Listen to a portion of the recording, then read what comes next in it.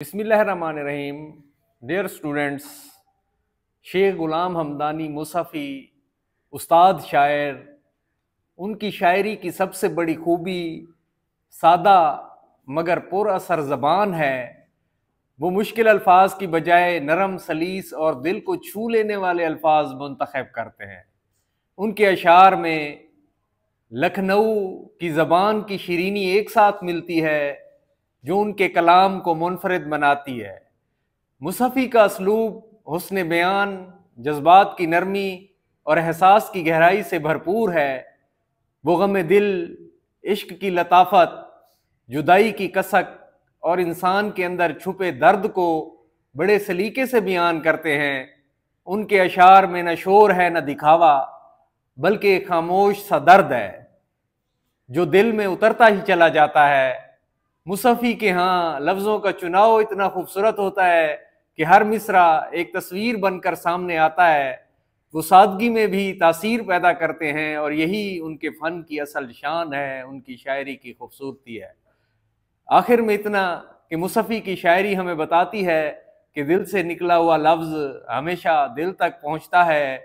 तो ये असलूब था मुसफ़ी का। तो अब उनकी गज़ल की जाने बढ़ते हैं। तो पहला मतला इतना खूबसूरत होना चाहिए, इतना खूबसूरत मतला होना चाहिए कि पढ़ने वाला, सुनने वाला उसके दिल के ऊपर सीधा असर करे, आगे फिर पूरी गज़ल पढ़ने को दिल चाहे। न गया कोई अदम को दिले शादां लेकर, यहाँ से क्या क्या न गए हसरत व अरमा लेकर। लफ्ज़ों के मायनी जब आपको अच्छे तरीके से आएंगे तो आपका मफ़हूम वाज़े होगा। जब आपका मफ़हूम वाज़े हो जाएगा तो फिर आप उसमें रिलेटेड अच्छे अच्छे अशार लिखेंगे, तो फिर आपके तशरीह में पूरे मार्क्स आएंगे। न गया कोई अदम को अदम आखरत, हमेशा की ज़िंदगी दुनिया एक कतरा है और आखरत समंदर है। दिले शादा खुश दिली के साथ खुश खुश जाना। हर इंसान मौत से डरता है। अल्लाह ताला ने इंसान के अंदर ये चीज़ रखी है, मौत का खौफ रखा है। क्योंकि मौत लज्जतों को ख़त्म कर देने वाली होती है, लज्जतों को तोड़ देने वाली होती है, दुनिया की रंगीनियाँ जो है वो ख़त्म कर देने वाली होती है। अल्लाह ताला ने इंसान के दिल में ख्वाहिशों का समंदर रखा है। एक ख्वाहिश पूरी होती है तो दूसरी, फिर दूसरी नहीं तो तीसरी, इस तरह ये बढ़ती चली जाती है। तो ये ख्वाहिशें भी यहीं छोड़ कर जाना पड़ती है। तो न गया कोई अदम को दिले शादां लेकर, अपनी खुशी से आए ना अपनी खुशी चले। वही बात है, ठीक है, कि अल्लाह ताला ने इस दुनिया में भेजा है इंसान को, उसका दिल नहीं करता इन रिश्तों को छोड़ने के लिए। माँ बाप, बहन भाई, औलाद, माल दौलत, रिस्क, सारी चीज़ों को छोड़ने का दिल नहीं करता, लेकिन उसको छोड़नी तो पड़ती हैं। कुल्लु नफ्सिन ज़ायक़तुल मौत, कुल्लु मन अलैहा फ़ान। हर जी रूह ने मौत का जायका चखना है। यहाँ से क्या क्या न गए हसरत व अरमा लेकर। तो जो भी इंसान इस दुनिया से रुखसत होता है, एक तो माल दौलत, इज्जत, शोहरत, हर चीज़ उसको छोड़नी पड़ती है। साथ साथ वो अपनी आरजुएं, तमन्नाएं, हसरतें, आगे क्या करना है, आगे क्या होना है, ठीक है, ज़िंदगी के मंसूबे, प्लानिंग्स, सारी चीज़ें उसको इस दुनिया से छोड़ के जो है रुखसत होना पड़ता है। तो सारी चीज़ें वो भी यही रह जाती हैं।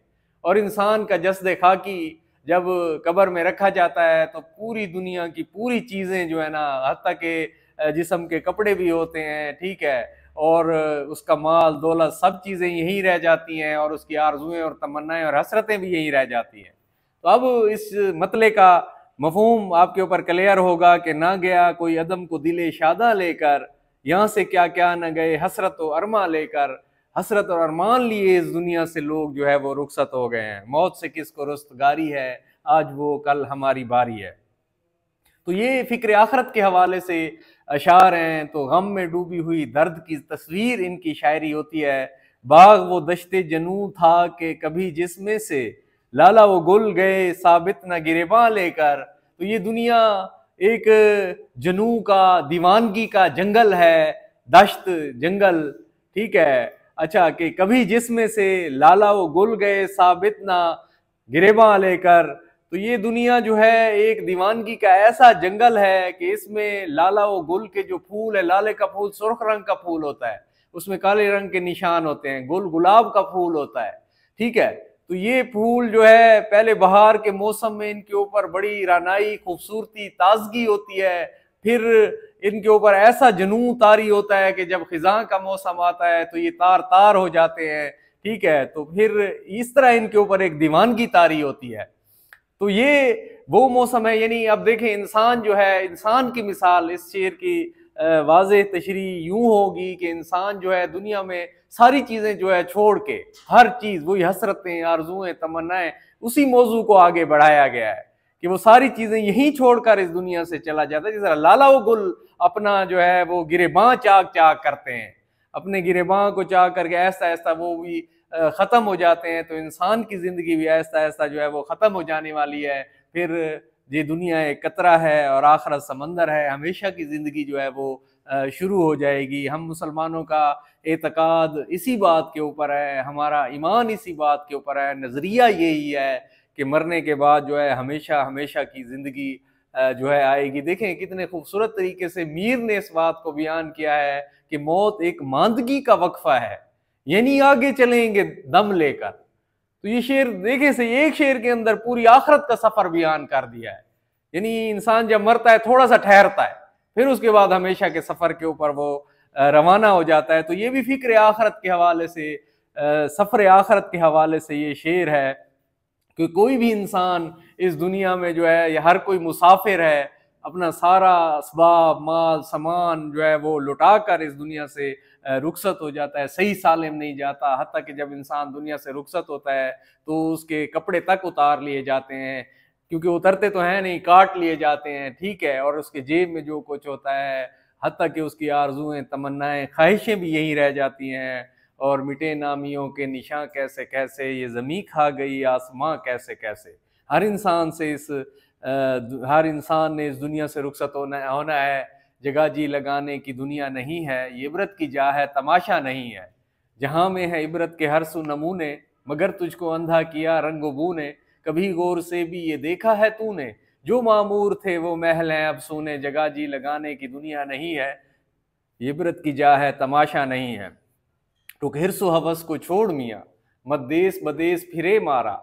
कज़ा कजल का लूटे है, दिन रात बजा कर नकारा। क्या बधिया भैंसा बैल शुतर, क्या गोनी पल्ला सिर भारा। क्या गेहूं चावल मोठ मटर, क्या आग धुआं क्या अंगारा। सब ठाठ पड़ा रह जावेगा जब लाद चलेगा बंजारा। सब ठाठ पड़ा रह जावेगा जब लाद चलेगा बंजारा। तो अगला जो शेर है ये भी उसी आखरत के हवाले से है कि पर्दा खाक में सो रहे जाकर अफसोस। कितने खूबसूरत चेहरे अल्लाह ने इस दुनिया में बनाए हैं, ठीक है। चांद चेहरे, खूबसूरत जवानी, खूबसूरत जिंदगी, जवानी में ही उनको मौत आ जाती है और उस खूबसूरत को जिस्म को एक कब्र के गड्ढे के अंदर रख दिया जाता है, कफन पहना कर। सब कहाँ कुछ लाला हो गुल में नुमाया हो गई, खाक में क्या सूरतें होंगी कि पिन्हा हो गई। याद थी हमको भी वो रंगा रंग बज़्म आरायां, लेकिन अब नक्शो निगार ताकि निसियां हो गई। अब ये शेर की खूबसूरती, आपको खूबसूरती का एहसास होगा कि पर्दा खाक में सो रहे जाकर अफसोस। निहायत अफसोस की बात है, कलमा तासुफ है कि भाई कितने खूबसूरत चेहरे कब्र में रख दिए जाते हैं पर्दा रुखसार पे। ये दुनिया है खूबसूरत, रंगीन, एक अल्लाह ताला की आला तख्लीक और खूबसूरत और हज़ारों सैकड़ों हज़ारों रानाइयाँ लिए हुए, खूबियाँ लिए हुए ये दुनिया है। तो क्या माहे ताबान, चमकते हुए चांद की तरह खूबसूरत चेहरे जब इस दुनिया से रुखसत हो जाते हैं तो निहायत अफसोस होता है कि देखो कैसे इस दुनिया को छोड़कर वो चले गए। तो अब्र की तरह से कर देवेंगे आलम को निहाल, हम जिधर जावेंगे ये दीदा गिरियां लेकर। अब्र बादल, ठीक है, अब्र बादल होता है और आलम दुनिया, निहाल, निहाल जैसा तरबतर कर देना। निहाल वैसे छोटा पौधा भी होता है, खुशी को भी कहते हैं, बहुत सारे मायने हैं इसके। तो हम इस दुनिया को इतना रोएंगे, अब इसमें छोटी सी कहानी बनती है, ठीक है। तो ये महबूब से जुदाई और आशिक और उसकी छोटी सी ये कहानी है कि महबूब की जुदाई में जब आशिक रोते हैं तो इतना रोते हैं, इतना रोते हैं, ठीक है, मुसलसल बंदा रोता रहे, ठीक है, रो रो के इस तरह लगता है जैसे बादल बरस रहा हो पूरा और हर तरफ जो है वो जल थल हो गया हो, हर तरफ पानी पानी हो, ठीक है। मुबालगे से भी बाज़ औक़ात वो काम लेते हैं। तो ये शेर अब आपको समझ आ जाएगा कि अब्र की तरह से कर देवेंगे आलम को निहाल, बादल की तरह, जिस तरह बादल बरसता है, जल थल मच जाती है, गलियां कूचे हर जगह पानी पानी होता है, तो हम महबूब की जुदाई में इस तरह रोएंगे। ये दीदा गिरियां, ये रोती हुई गिरिया गिरिया उजारी करना, आहुजारी करना, रोना, तो आंखों से हम जब रोएंगे इतने आंसू निकलेंगे, इतने आंसू निकलेंगे, हर तरफ जल थल कर देंगे। तो महबूब की जुदाई में ये एक खूबसूरत सा शेर जो उन्होंने कहा, फिर गए सुए असीरान कफस बाद सबा, खबर आमद अय्याम बहारा लेकर, फिर इस अंदाज से बहार आई कि हुए मेहरो महा तमाशाई, देखो ऐसा कना ने खिता खाक, इसको कहते हैं आलम आराई, सब्ज़ो गुल को देखने के लिए चश्मे नरगिस को दी है बीनाई, सब्ज़े को जब कहीं जगह ना मिली तो बन गया रूए आप पर काई। तो अब देखें, बहार का मौसम खुशियों का, रंगो नूर का मौसम होता है, फूलों के खिलने का मौसम होता है, जो है परिंदों की एक कितनी खूबसूरत उड़ान होती है, तो इतने खूबसूरत माहौल में वो उड़ते रहते हैं। तो इसमें भी एक छोटी सी कहानी बनती है। एक बाग है, बाग में फूल खिले हुए हैं, रंग है, नूर है, खुशबुएं हैं, वो उड़ रहे हैं परिंदे, तो एक शिकारी कहीं से आ निकलता है और वो आके उनको कैद कर लेता है। कैद करने के बाद उनको ले जाता है और कफस में उनको रख देता है।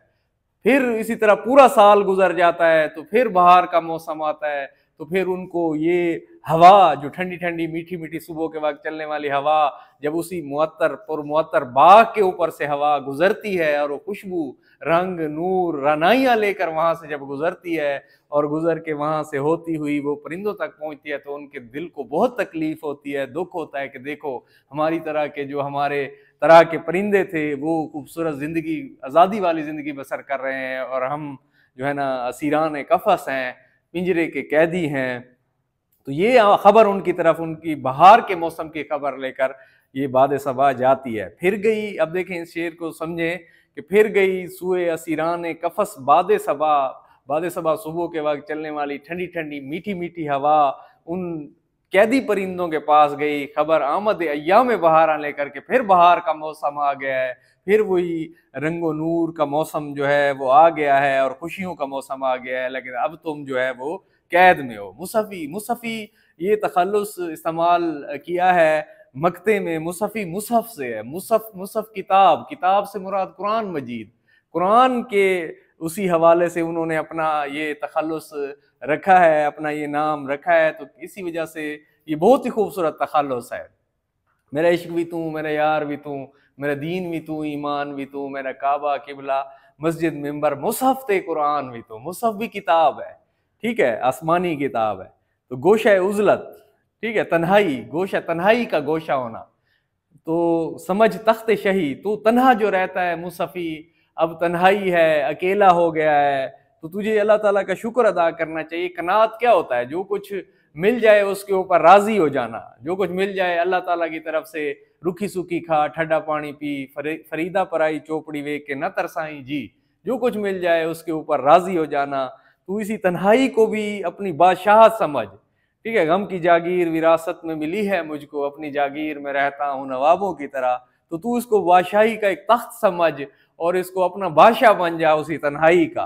तेरे लिए ये गोशा, ये एक जो है ना, यानी राहत का सामान है। ये क्या करेगा तू अबस मुल्क सुलेमान लेकर, हजरत सुलेमान अलैहिस्सलाम बनी इसराइल के बड़े बड़े बहुत बड़े पैगंबर, जिन्हों के ऊपर हुक्मरानी उनकी, हवाओं के ऊपर हुक्मरानी, परिंदों की बात सुनते थे, हुदहुद वाला किस्सा है, चींटियों से बात करते थे, हशरातुल अर्ज़ सारी ज़बानें समझते थे, इतने बड़े बादशाह थे, इतने बड़े नबी थे। तो तुझे क्या ज़रूरत है कि इतनी सारी उनकी तरह की जो है ना ये तलमीही इस्तेमाल किया है कि हज़रत दाऊद अलैहिस्सलाम के बेटे थे हज़रत सुलेमान, और बनी इसराइल के मशहूर पैगंबर और बादशाह थे। रिवायत है कि तमाम हैवानात और जिन्नो इंस उनके ताबे थे। तो क्या ज़रूरत है तुझे इतनी सारी वो चीज़ें करने? तेरे लिए तेरी तन्हाई का गोशा ही बहुत है। कनात करो, शुक्र करो, लइन शक्कर तुम लाज़ीदन्नकुम, तुम मेरा शुक्र अदा करो मैं तुम्हें और दूंगा, अल्लाह पाक ने फरमाया है। तो इसलिए अपनी ज़बान को इंसान अपनी शुक्र का आदी बनाए कि हर हाल में अल्लाह ताला का शुक्र अदा करे। तो ये भी सब्र और शुक्र के हवाले से अशार हैं। तो गज़ल क्योंकि मुंतशिर ख्याली होती है, 3 शेर उन्होंने आखरत के हवाले से कहे, एक मोहब्बत में यानी का एक वारदात का किस्सा सुनाया, फिर परिंदों की बात की, फिर उजलत और तन्हाई की बात की, ठीक है। तो ये सारी चीज़ें मिल के मजमूई तौर पर इस खूबसूरत गज़ल को बहुत खूबसूरत बनाते हैं और ये एक शाहकार गज़ल करार दी जा सकती है। तो इंशाल्लाह अगली गज़ल के साथ हाजिर होंगे। अल्लाह हाफ़िज़।